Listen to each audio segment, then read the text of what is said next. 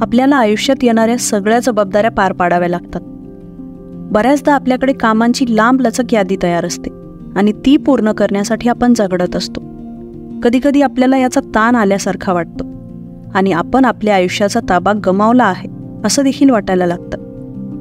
पण कमीत कमी वेळात आपण जास्तीत जास्त कामं कशा पद्धतीने करू शकतो आणि आपल्या आयुष्यावर आपण कशा पद्धतीने पुन्हा एकदा ताबा मिळवू शकतो, हे आपण आजच्या बुक समरीतून शिकणार आहोत.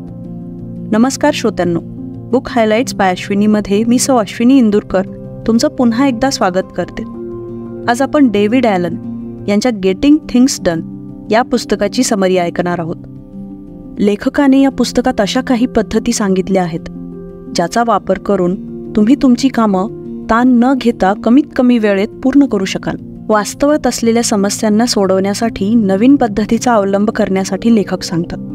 आज आपल्याला अशा एका सिस्टीमची गरज आहे जिच्यामुळे आपलं काम देखील पूर्ण होईल आणि आपण रिलॅक्स देखील फील करू शकू आणि आपल्याला ताणही येणार नाही. तुम्हाला स्ट्रेस फ्री राहून काम करायचं असेल तर आधी तुम्हाला तुमच्या काही सवयी बदलाव्या लागतील. सगळ्यात आधी ही गोष्ट क्लिअर करावी लागेल की तुम्हाला नेमकं करायचंय काय. जर तुमच्याकडे आयडिया असेल तर तिला क्लिअरली लिहा आणि त्यावर काम सुरू करण्याआधी एक डेट सेट करा. जर तुम्ही असं नाही केलं तर तुमचं मन बेचैन आणि भटकत राहील. मग तुम्ही नेहमी त्याच कामाबद्दल विचार करत राहाल आणि यामुळे जे काम तुम्ही सध्या करत असाल त्यावर तुमचा फोकस राहणार नाही. दुसरं म्हणजे तुम्ही जे काही काम करत आहात त्यावर 100% फोकस करण्याचा प्रयत्न करा. आपलं काम लवकर पूर्ण करण्यासाठी आपला फोकस लेझरसारखा शार्प असणं गरजेचं आहे. जेव्हा तुमच्या मनामध्ये स्पष्ट चित्र असेल आणि तुम्ही अशा वातावरणामध्ये काम करत असाल जिथे तुमचं मन भटकणार नाही, तिथे तुम्ही कंट्रोलमध्ये राहाल आणि तुम्हाला ताण येणार नाही. जर तुम्ही कोणतं काम करायचं ठरवलं तर जोपर्यंत ते काम पूर्ण होणार नाही तोपर्यंत तुमचा ब्रेन तुम्हाला त्या कामाची आठवण करून देत राहील. समजा तुमची 10 कामं बाकी असतील तर तुम्ही कोणत्याच कामामध्ये फोकस करू शकणार नाही. आणि याच्यासाठी फक्त एक उपाय आहे, तो म्हणजे तुम्हाला तुमच्या डोक्यात येणाऱ्या प्रत्येक विचाराला एका कागदावर लिहून त्यांची लिस्ट बनवावी लागेल. तुमच्या टास्कबद्दल लिहा आणि खाली त्याची डिटेलमध्ये माहिती लिहा आणि तुम्हाला त्या टास्कसाठी एक क्लिअर डेडलाईन सेट करावी लागेल जेणेकरून तुमचा ब्रेन त्याबद्दल चिंता करणं बंद करेल.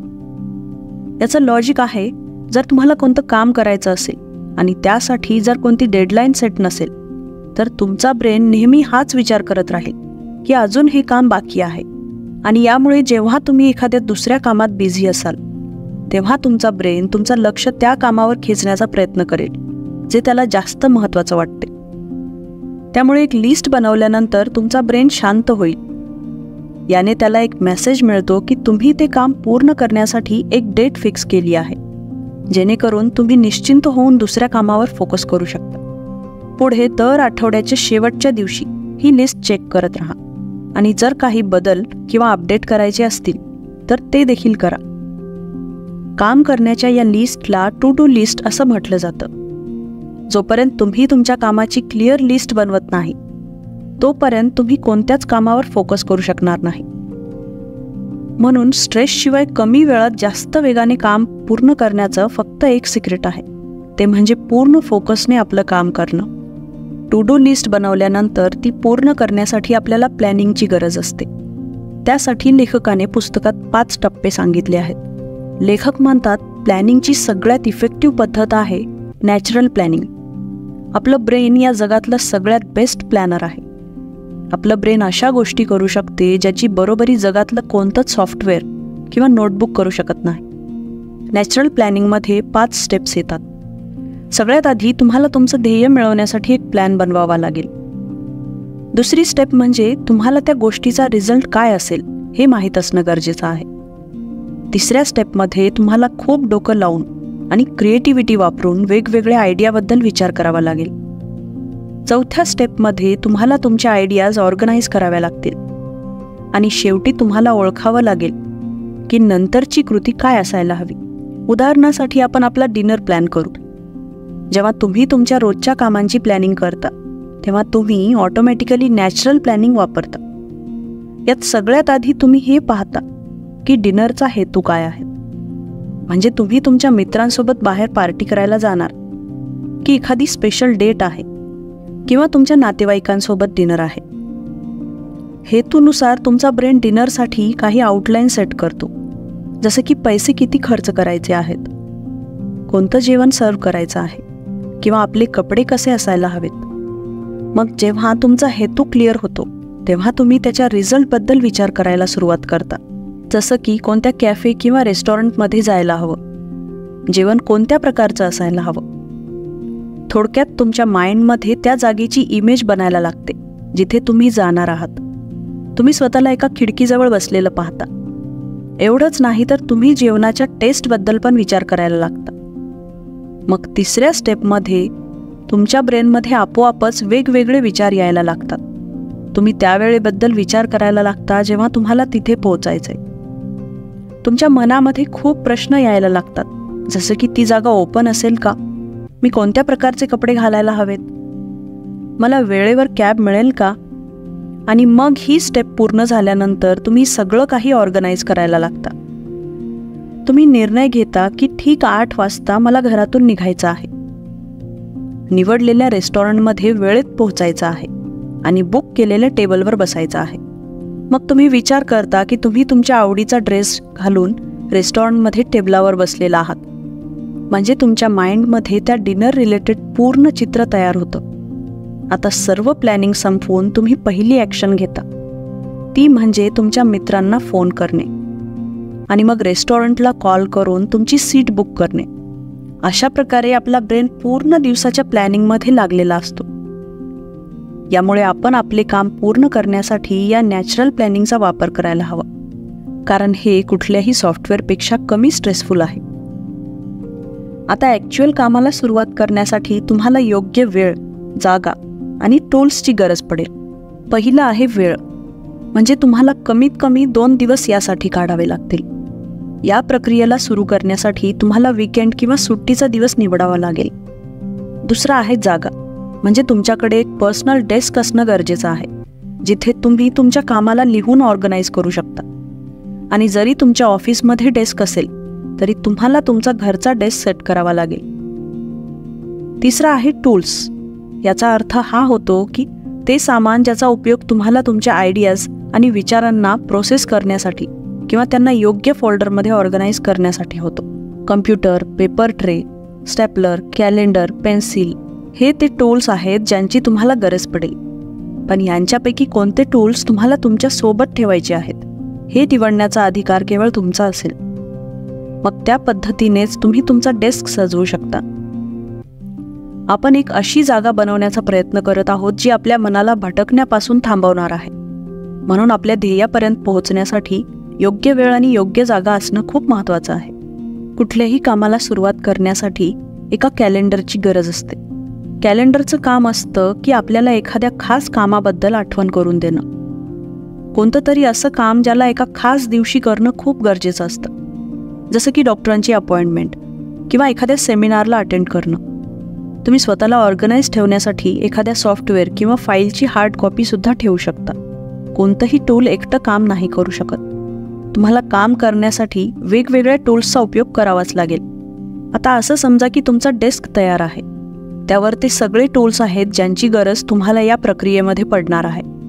आता तुम्ही तुमचं काम सुरू करू शकता. सगळ्यात आधी तुम्हाला ते सामान गोळा करायचं आहे ज्यांना तुम्हाला ऑर्गनाईज करायचं आहे. तुम्हाला या सगळ्या गोष्टी ऑर्गनाईज करण्यासाठी कदाचित 5-6 तास लागू शकतात. यासाठी तुम्हाला तुमच्या घरातली रूम आणि ड्रॉवर चेक करावा लागेल. सगळ्यात आधी तुम्हाला कोणतीही अशी गोष्ट ज्याची कोणतीच परमनंट जागा नाही, जी इकडं तिकडं पडलेली आहे, त्याला तुम्हाला ठीक करावं लागेल. तुम्हाला पेपरवर तुमच्या सगळ्या आयडियाज आणि विचार लिहावे लागतील, कारण तुम्हाला अशा आयडियाज डोक्यात येतील ज्यांना तुम्हाला करायचं तर आहे, पण त्यांच्यासाठी सध्या तुमच्याकडे वेळ नाही. अशा गोष्टींना तुम्ही लिहून ठेवू शकता, ज्या गोष्टी तुमचं लक्ष विचलित करतात. जर तुम्ही त्या सगळ्या गोष्टी एकत्र केल्या तर तुम्हाला एक वेगळाच अनुभव येईल. तेव्हा तुम्हाला वाटेल तुमचं आयुष्य तुमच्या नियंत्रणात आहे, ना की तुम्ही आयुष्याच्या नियंत्रणात आहात. यामुळे जर सामान एकत्र करण्याच्या प्रोसेसमध्ये जर थोडा वेळ लागत असेल तर निराश होऊ नका, कारण काम पूर्ण झाल्यानंतर तुम्हाला त्याचे फळ नक्कीच मिळेल. सगळी कामं किंवा सामान एकत्र करताना तुम्हाला त्या सगळ्या गोष्टींना टाकून द्यायला हवं ज्यांची तुम्हाला गरज नाही. तसंच जर तुमच्या समोर असं कोणतं काम आलं आहे जे तुम्ही नाही करू शकत किंवा कोणत्या अशा व्यक्तीकडून करून घेऊ इच्छिता जो तुमच्यापेक्षा चांगला आहे, तर ते काम त्यांना देऊन टाका. आता हे काम त्यांना दिल्यानंतर तुमच्याकडे तीच कामं राहतील जी तुम्हाला महत्त्वाची वाटतात. तुम्ही कामांना सिंपल टास्क किंवा मोठे प्रोजेक्ट अशा कॅटेगरीमध्ये विभागू शकता. सहसा प्रोजेक्ट पूर्ण करण्यासाठी जास्त प्लॅनिंगची गरज असते. जेव्हा तुम्ही तुमच्या कामाचं विभाजन करता तेव्हा तुम्ही त्या कामांना सगळ्यात आधी करायला हवं जी सगळ्यात जास्त महत्त्वाची आहेत, आणि त्यानंतर तुम्ही बाकीची कामं करू शकता. तुम्हाला एका वेळी फक्त एकच काम करायचं आहे आणि कोणत्याच गोष्टीला किंवा कामाला अर्धवट सोडायचं नाही.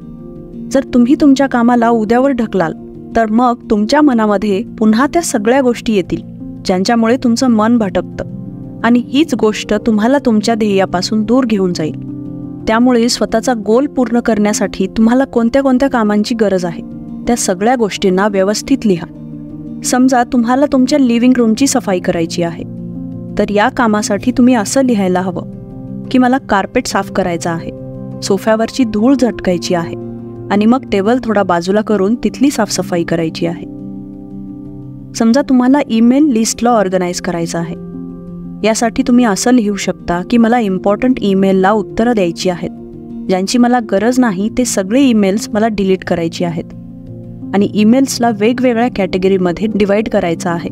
समजा तुम्हाला कपाट साफ करायचं आहे. कपाटाची साफसफाई करणं ही गोष्ट अशी आहे जी शक्यतो कुणालाच आवडत नाही, पण जेव्हा तुम्ही क्लिअर गोल सेट करता तेव्हाच तुम्ही ते काम करण्यासाठी खरंच मोटिवेट होऊन जाता. यासाठी तुम्ही लिहू शकता मला त्या कपड्यांना बाजूला करायचंय जे कपडे मला नकोत. असं समजा तुम्हाला प्रेझेंटेशनसाठी तयारी करायची आहे. प्रेझेंटेशनची तयारी करणं कोणत्या प्रोजेक्टवर काम करण्यापेक्षा कमी नाही.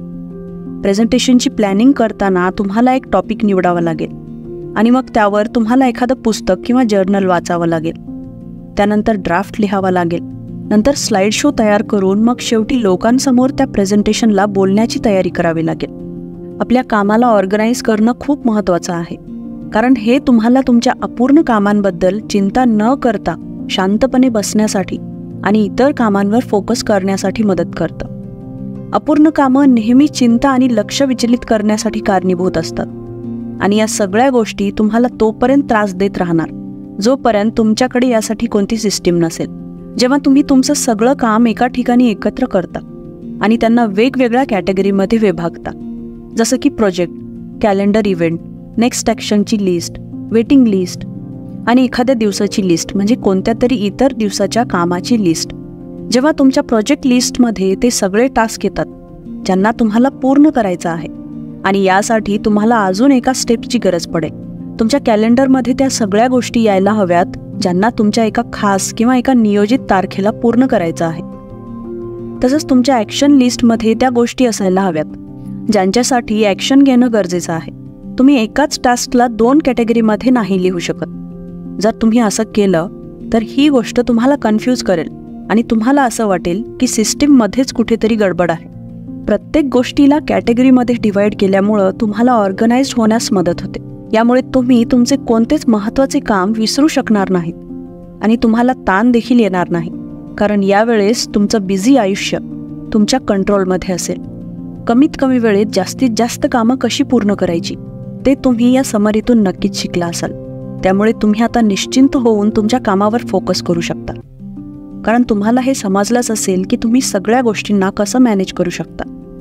त्यामुळे रिलॅक्स राहा आणि आपल्या हार्डवर्कमधून जे काही तुम्ही अचीव्ह करणार होते त्याला एन्जॉय करा.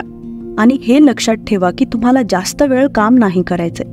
तुम्हाला फक्त स्मार्ट पद्धतीनं तुमचं काम कमी वेळेत पूर्ण करायचंय. ही समरी इथेच संपते. समरी आवडल्यास नक्की लाईक, शेअर आणि कमेंट करा. चॅनलवर नवीन असाल तर सबस्क्राईब करा आणि सोबतच बेल नोटिफिकेशन ऑन करायला विसरू नका.